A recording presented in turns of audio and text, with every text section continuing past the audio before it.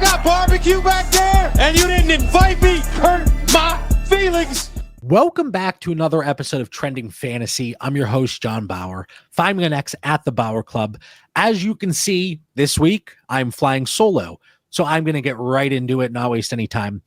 We often talk about the balance between aging production versus longevity when it comes to Dynasty. But this week, and as you can tell from the screen already if you're watching on YouTube, I want to spend time discussing Dynasty value versus 2025 projections and those expectations when the season rolls around. So you can look at this in several different ways.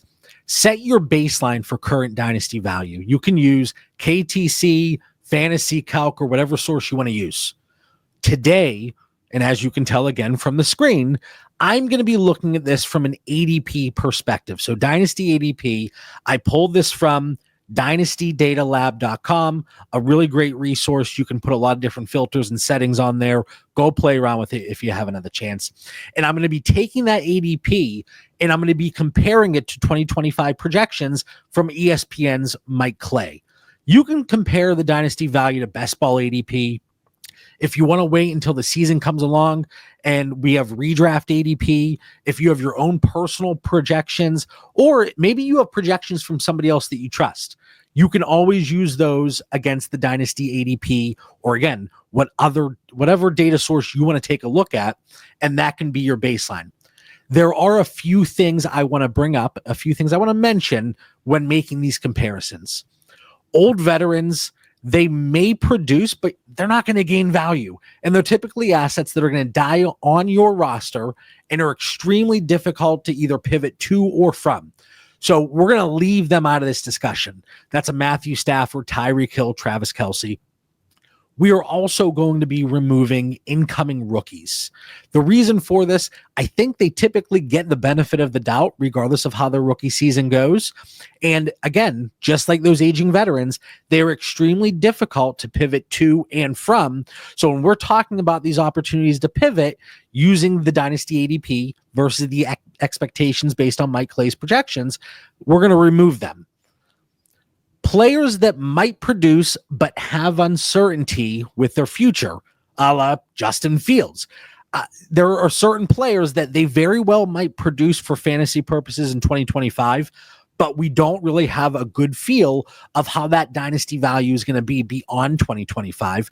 Are they going to continue to get that opportunity? Are they going to see the field? Could situations change? Absolutely.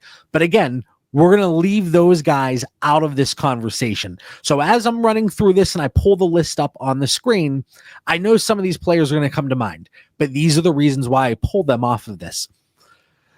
We really want to look at players in similar spots in their career. So these are guys, we're going to put them in different buckets. They're going to be similarly aged. Maybe contract situations are going to be somewhat similar, or whatever the case may be. If there is a discrepancy between expected 2025 production and Dynasty value, that's where we get the pivot opportunities. Previously, before we joined the DD fantasy football community, Mitch and I, kind of similar to this show, but we would do a weekly episode of a show called The Pivot Point. And the entire premise of the show was using Fantasy Calc for that conversation to identify those market inefficiencies. So let's get started. Dynasty ADP versus 2025 projections from Mike Clay. Let's play around with the screen there. There we go.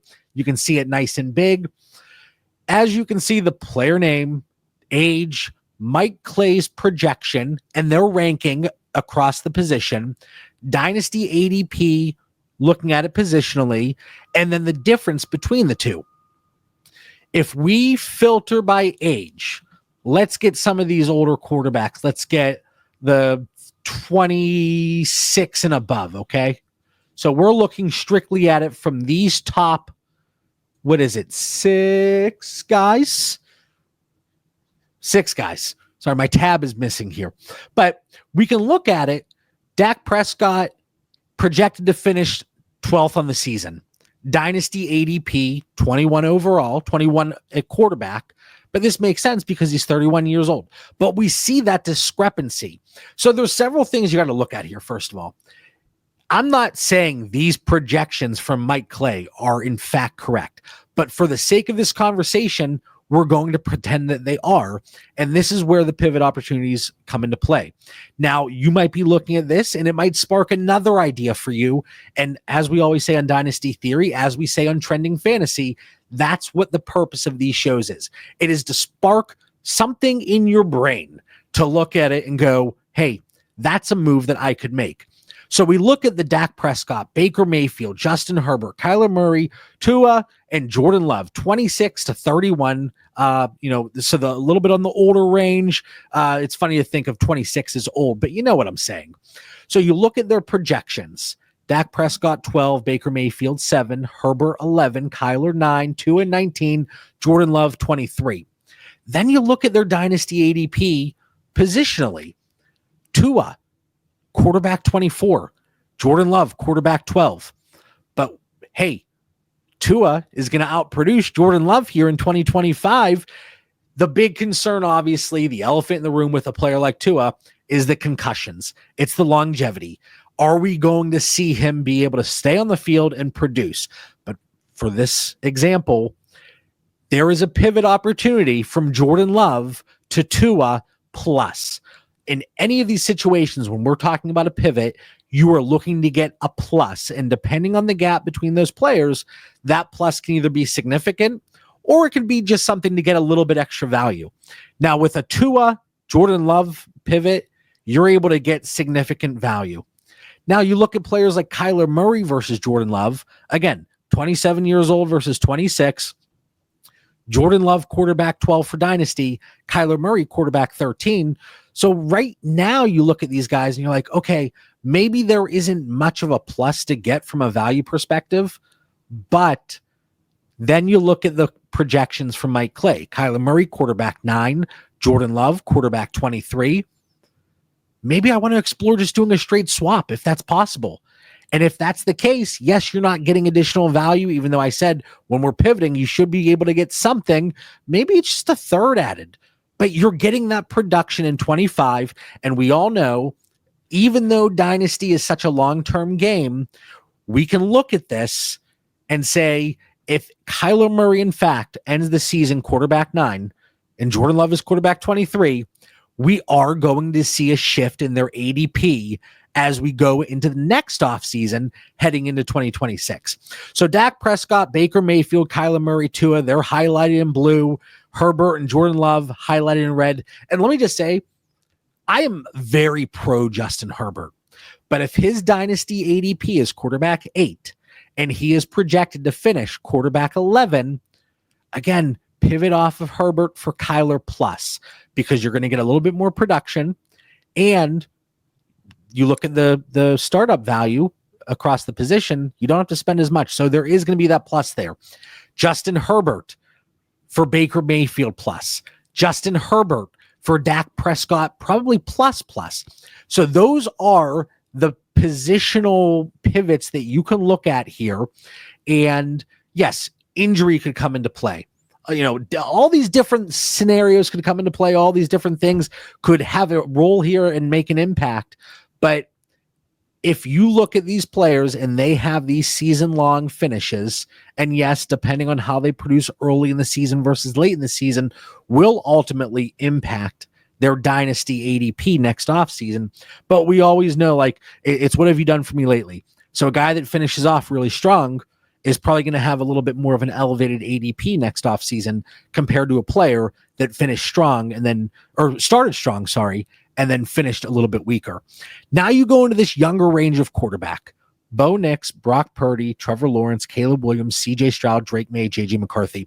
Now you'll notice I pulled all of the high-end elite quarterbacks off the list. Josh Allen, Lamar Jackson, Jaden Daniels, Patrick Mahomes, all of those guys, Jalen Hurts, Joe Burrow, because their ADP is extremely high and they are still projected to finish near elite level here in 2025. So a prime pivot opportunity is probably not there. But you look at a player like Bo Nix, right? And he is quarterback 11 for Dynasty ADP, projected to finish quarterback 10 on the season. Caleb Williams This is the perfect pivot opportunity, guys. Caleb Williams, quarterback 7, Dynasty ADP. But you're telling me Bo Nix is going to have a better season than Caleb Williams in 2025, and he's cheaper today. They're similar age. Yes, Bo Nix, it seems like he based on his age, he should have been in the league for 5 years by now. But entering their second season, Bo Nix at quarterback 11, if you have Caleb Williams, move off of him, get a plus, get better production in 2025. And then you'll probably notice a change in ADP when we get along to next season. Brock Purdy, quarterback 16 for Dynasty ADP.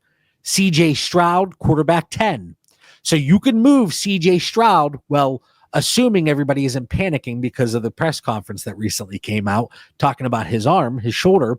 But if you can get Brock Purdy plus, and their expected performance in 2025 is quarterback 8 for Brock Purdy and quarterback 20 for CJ Stroud, I can tell you, if those are the way they finish the season, that's how the 2025 goes, you're going to see a change in their ADP. So now is the time to make that move.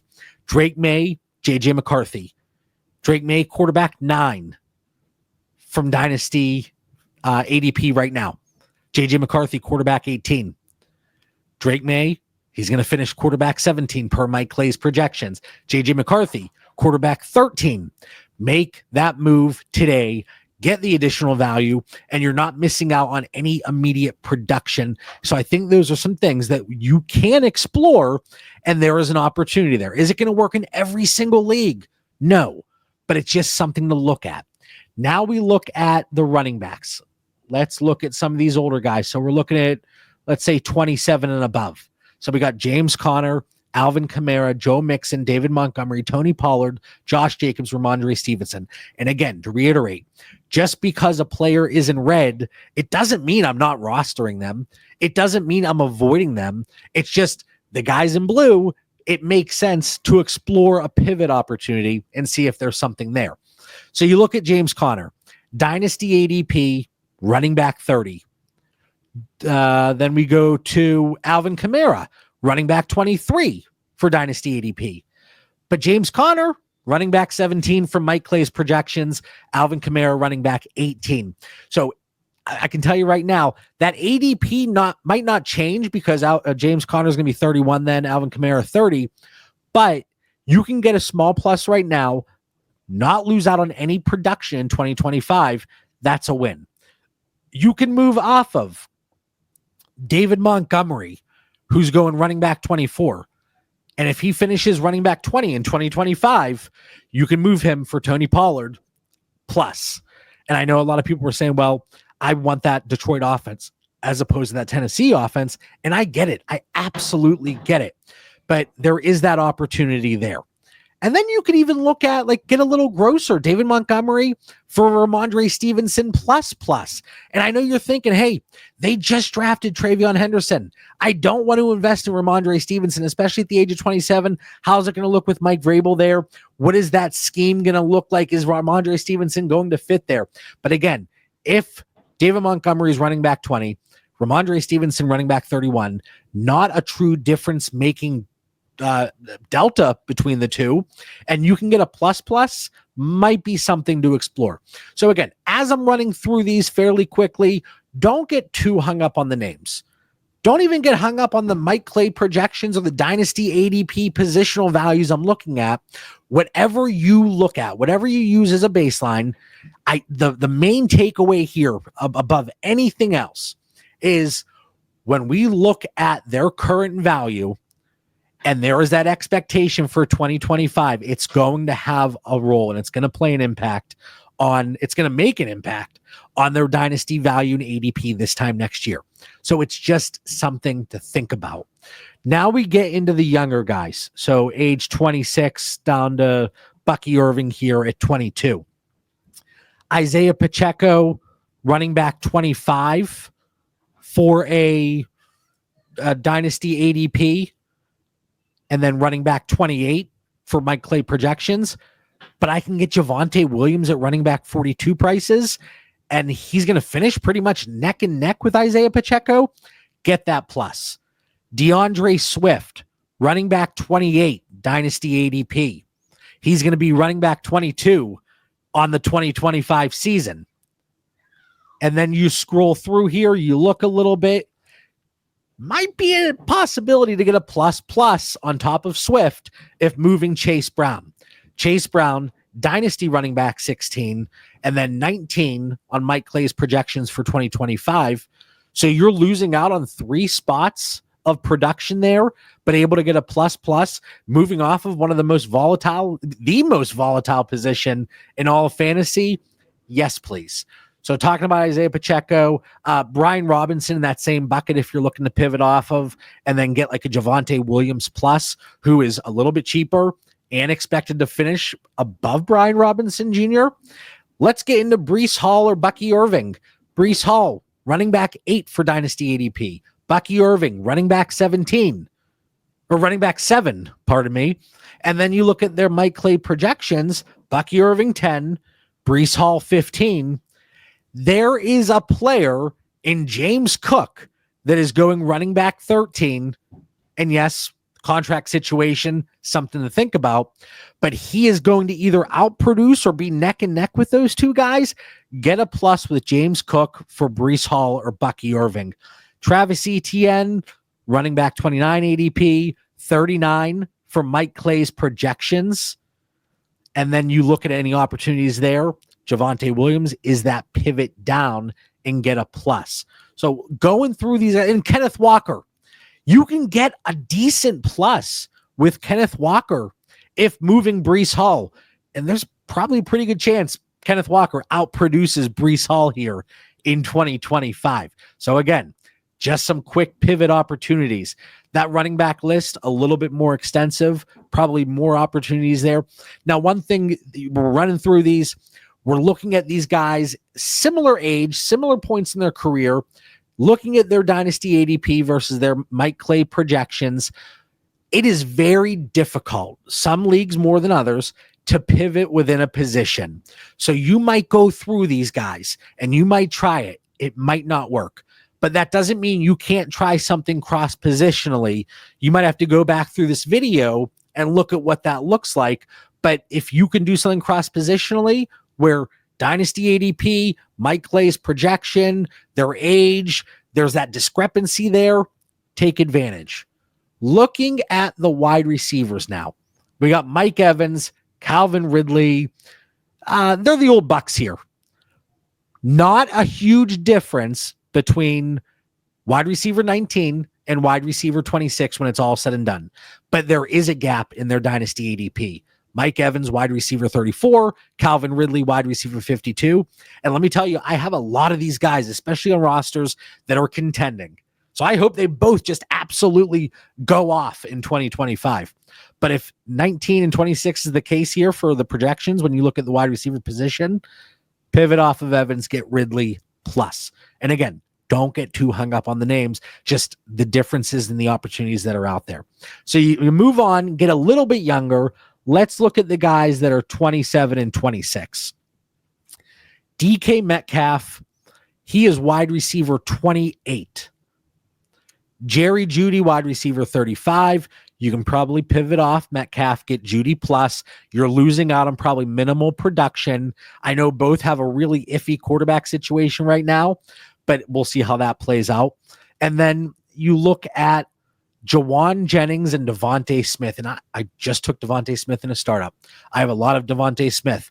But Devontae Smith, wide receiver 20, guys. Jawan Jennings, wide receiver 53, Dynasty ADP. 33 spot difference. And they're going to be wide receiver 29 and wide receiver 35 for production purposes in 2025. 1 year age difference between the two. Get Jawan Jennings plus for your Devontae Smith. And then we get a little bit younger. Again, I removed all of the like upper echelon elite receivers, but Garrett Wilson, wide receiver 13. He's going to be wide receiver 22 in 2025 based on the Mike Clay projections. Get Zay Flowers plus. Rome Odunze. Get George Pickens plus. Xavier Worthy. Get Xavier Worthy plus for your Marvin Harrison. you can do the same thing with Rome Odunze and Jamison Williams. Now, again, you can't strictly look at this and say, here's their Dynasty ADP. Here's where one dude's projection is for 2025.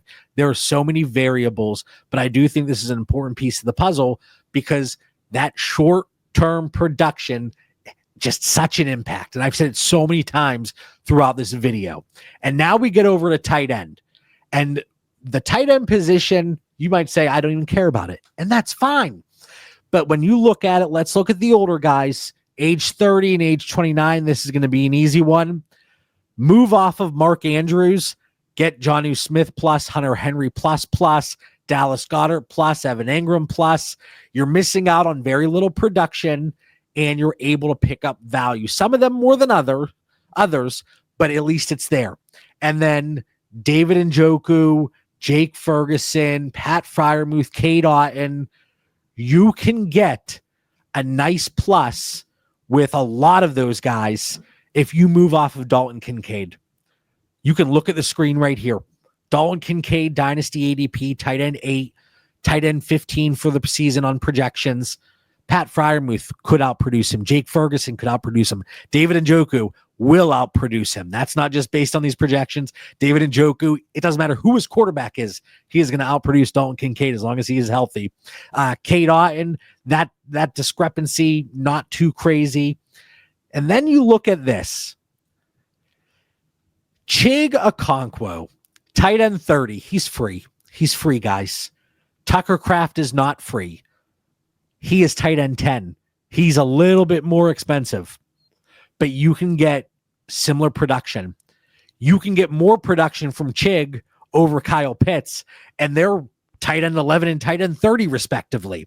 So again, I wanted to run through this. This is just something I was thinking about, running through these players, looking at within each position, where does it make sense to potentially pivot down? I know a lot of people, they talk about, well, and we do it too, package up, get those elite assets, find those true difference makers, but that's not always possible. We had a comment in the DD Fantasy Football Discord community the other day. Hey, I've been trying to buy an elite receiver. A lot of people in my league are trying to buy elite receivers. Nobody's selling. That's just the nature of the beast sometimes. Sometimes you look at these guys and you look at the teams across your league, it's not possible to package up. And sometimes it's not possible to pivot down. But I wanted to explore these opportunities, guys in similar age ranges, and I know I've repeated myself so many times, but I want to drive the point home. Similar age within the position, their Dynasty ADP positionally, Mike Clay's projections, where are their potential inefficiencies? Where are their pivot opportunities? Where are their market inefficiencies? I hope you all enjoyed this week's video. If you have a topic you want discussed, Mitch is going to be back next week. So don't worry. You don't have to listen to me ramble by myself after this one. But if you have a topic you want discussed, throw it in the comments below. And I know you already like the video. I know you already subscribed to the channel. But if you haven't had a chance, please do so. And as always, I'm John Bauer. I'll catch everybody next week. Peace.